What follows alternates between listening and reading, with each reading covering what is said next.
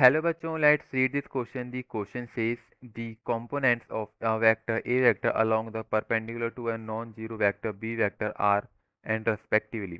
तो इसमें देखो, इस क्वेश्चन के लिए हम जो की कंसेप्ट यूज करेंगे वो की कंसेप्ट हमारा क्या होने वाला है। देखो यहाँ पे क्या बोल रहा है।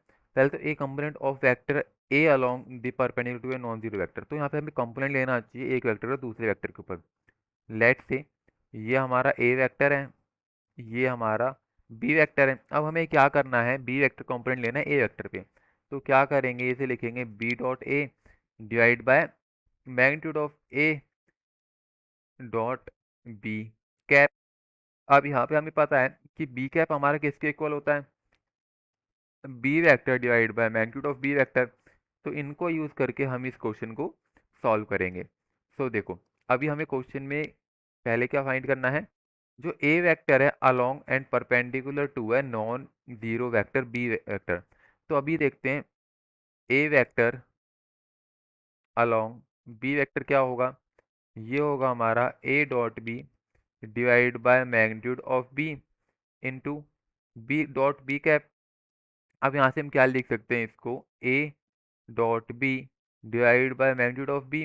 अब यहाँ पे बी कैप को हमने की के सेंट के अंदर देखा, हम इसको यहाँ पे लिख सकते हैं b vector divide by magnitude of b. तो यहाँ से ये क्या निकल के आ गया हमारा, a dot B into b vector divide by magnitude of b to the square. तो ये आ गया हमारा ए वेक्टर अलोंग बी वेक्टर, क्या है हमारा ये, a vector along b vector आ गया हमारा ये। अब यहाँ पे हमसे क्वेश्चन में एक चीज़ और पूछी गई है, वो पूछी गई है A along and perpendicular to a non zero vector B vector, इसका परपेंडिकुलर भी निकालना है। तो देखो, अगर यहाँ से हम देखें जो इसके रिजल्टेंट, यहाँ से हम क्या लिख सकते हैं, जो ए वेक्टर होता है वो किस किस के इक्वल होता है, एक तो ए परपेंडिकुलर प्लस ए पैरेलल वेक्टर के। क्या आ गया इसका सम। अब यहाँ से हमने ए पैरेलल जो वेक्टर होता है हमारा, मीन्स जो उसके अलॉन्ग होता है वो हमने फाइंड कर लिया। अब परपेंडिकुलर फाइंड करना है तो ए परपेंडिकुलर यहाँ से निकाल सकते हैं, वो हो जाएगा ए वेक्टर माइनस ए पैरेलल का है हमारा अलॉन्ग वेक्टर ये वाला। तो ये हो जाएगा हमारा ए vector dot B vector divide by magnitude of B square dot B vector. तो ये आ गया हमारा ये।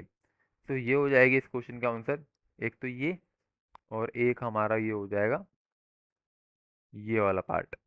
सब ऑप्शन मैच करते, कौन सा ऑप्शन मैच करेगा, तो ए डॉट बी, कौन सा, A dot B into B vector divide by magnitude of B vector. और वहाँ पे क्या आएगा, A vector minus A dot B divide by magnitude of B vector into B vector. So option number A is the correct answer for this question. I hope you understand well, best of luck.